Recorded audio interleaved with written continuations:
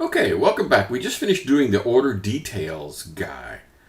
Okay, now we're missing something. I need the things that are associated with the item that are in the warehouse or parts or inventory, whatever we want to call this thing. How about I'll call it, I don't know, parts? That sound good? So a part would have a particular item number and a description and a unit price. That makes sense? Okay, so let me annotate all this stuff. So customer ID is going to be obviously going to be the order. It's just going to be one column as a primary key. The order detail is going to have two. It's going to be the order ID and the line number. And then a part is just going to be the item number. Okay, so this guy doesn't have any foreign keys, so it's a strong entity. Okay? Part doesn't have any foreign keys, so it's a strong entity.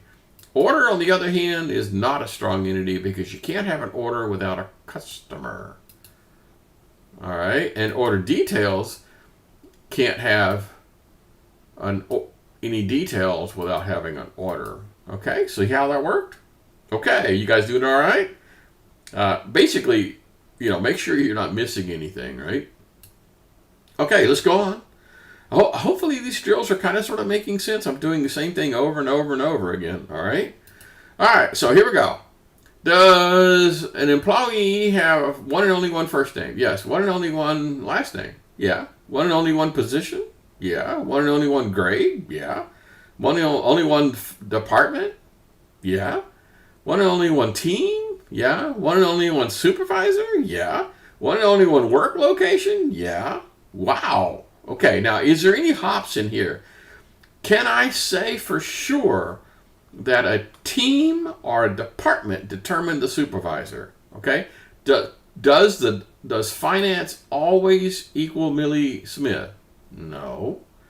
Does accounts receivable always mean Millie Smith? No. So there is no hop between finance and supervisor or finance and team. So there's no hops in here. Okay? It may look like that the department determines the supervisor, but with just a little bit of thinking here, no, it does not. All right? This one's a little tough. I'll confess, it's a little tough. So we're done? Everything is fine? Well, okay, what about this? Does the determine the work location?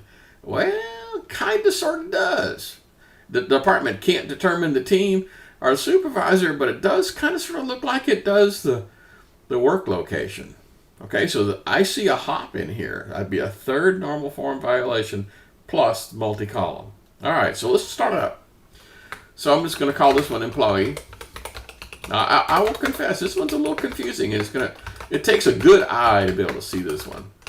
First name, last name, position, grade, department, team, supervisor. And that's it. And then we're going to go here to the department guy. And I'm going to call this department. And that determines the work location. That makes sense? Okay, now we need to solve this problem. This is the multi-column problem. One more time. Okay, multi-column problem is this thing where I have a before and an after. I have an employee ID with stuff, and it goes horizontal. Instead of having fold 1, 2, 3, 4 in a horizontal way, I want to turn it and have it go vertical. And in this case, I'm preserving the phone order as if that was useful information. Okay, good. Let's go back. All right, so I'm going to call this one phones. And it's going to be imp ID.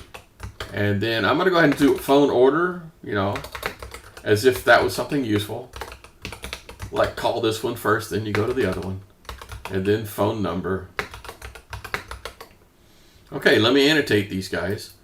So this one is obviously going to be the primary key. Doink. This guy's and the department, sorry, I skipped that one. The department is going to be a foreign key. I can't have a department that doesn't exist in the department table. Alrighty, so this guy is going to be a primary key.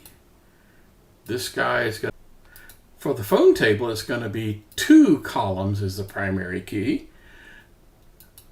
The IMP ID and the phone order together. Otherwise, it wouldn't be unique. Okay, so let's look at it. Which ones either are strong entities? Remember, strong entities are the ones that don't have foreign keys. This guy is also going to be a foreign key. So this one has a foreign key. That one has a foreign key. So the only one in here that's a strong entity is a department. The department by itself makes sense.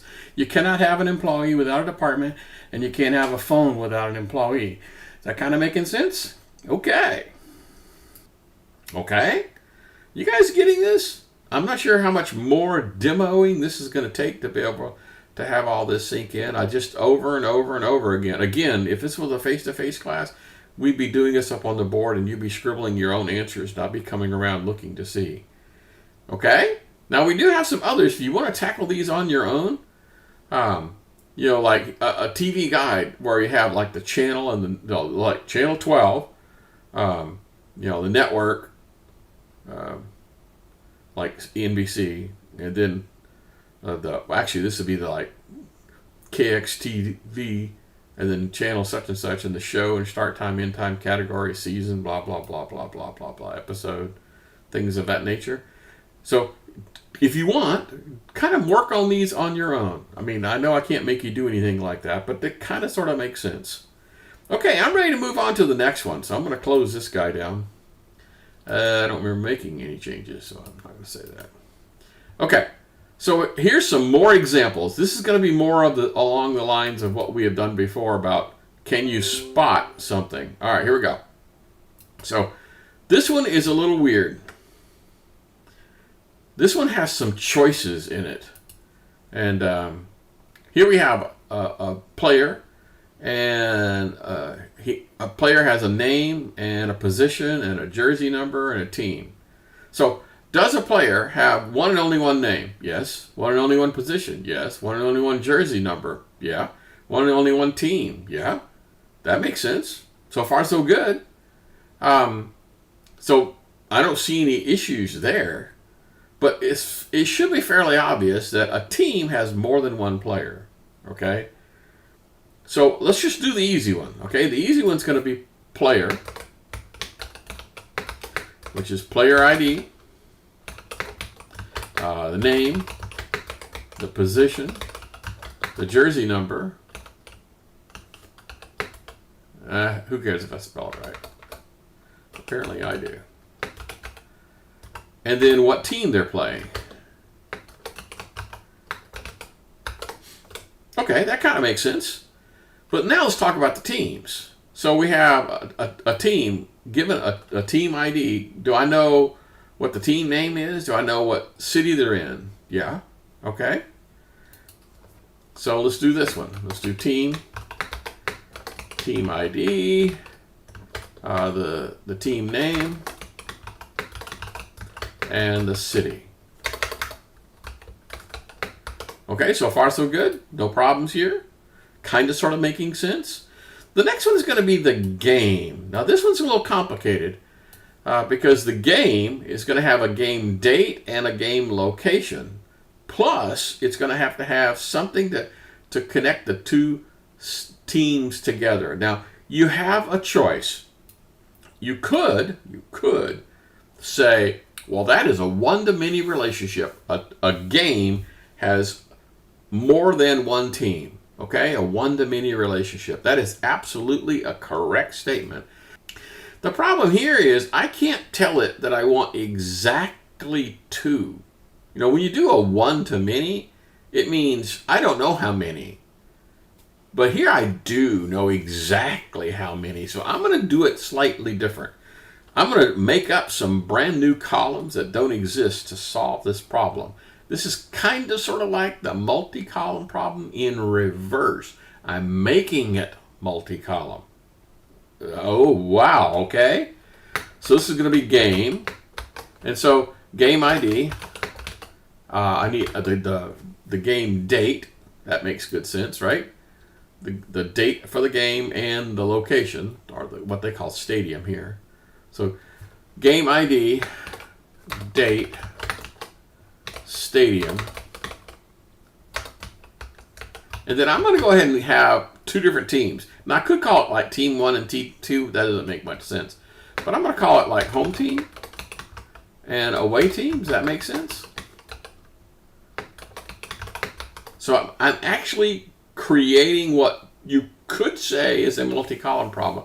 It's not really, because in the condition or the example with phones, I do not know how many phones you have. That's why I make it go vertical. Here I know there's going to be 2 and exactly 2. There's never going to be 1 and there's never going to be 3. It's going to be exactly 2 every single time. So it just makes it easier to do this. All right, what else is there? Well, now I have these statistics per player. Okay? So the statistics is going to be something that's kind of weird. I need stats, right? And it's going to be the player ID against the game ID. In other words, how many hits did John get in game 1? Okay? So this is hits, runs, RBI. All right, is that making sense? Now, I chose to, there's no column in here called home team and away team. That's just, there's no column that does that, okay? All right, just want to make sure you understand. So it is, here we go. This is, right, but the team ID can't have a player without a team. So teams appears to be a strong entity, doesn't it? It doesn't have anything in it. A game, on the other hand, has 2, well, game ID is the primary key, sorry.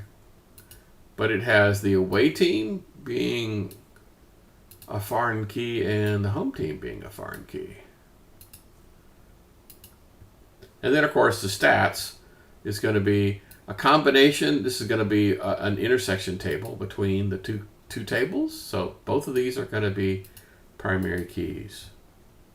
All right, is this making sense? Okay, this one's a kind of weird one because there's some choices here. I could have done this. I could have said game ID, date, stadium, and then turned right around and said game combination of game team would be, game ID, team 1, team 2, something like that. Or, just do team. Like that. Okay? That would have worked. It would have been a little clumsy, but it would have worked. This is better, in my opinion. Better. But this would have worked. Because I would have had game 1 has team 1, game 1 has team 2. Game 4 has team 11 pitted against team 14. Okay? So that would have worked if I would have done it that way. I just chose to do it this way because it's slightly, looks better. Although, like if this was a homework assignment, I certainly would not have taken off any points for that. I mean, that's a dang good design. It just doesn't need to be that complicated. All right, we got one more before we switch over. All right, here we go. So this is yet another one of those student ones, okay? So a student has one and only one first name, one and only one last name, one and only one course? No. All right, we've done this a gazillion times, so this one ought to be complete and utter repetition. But as usual, let's stop and pick this up again in the next one.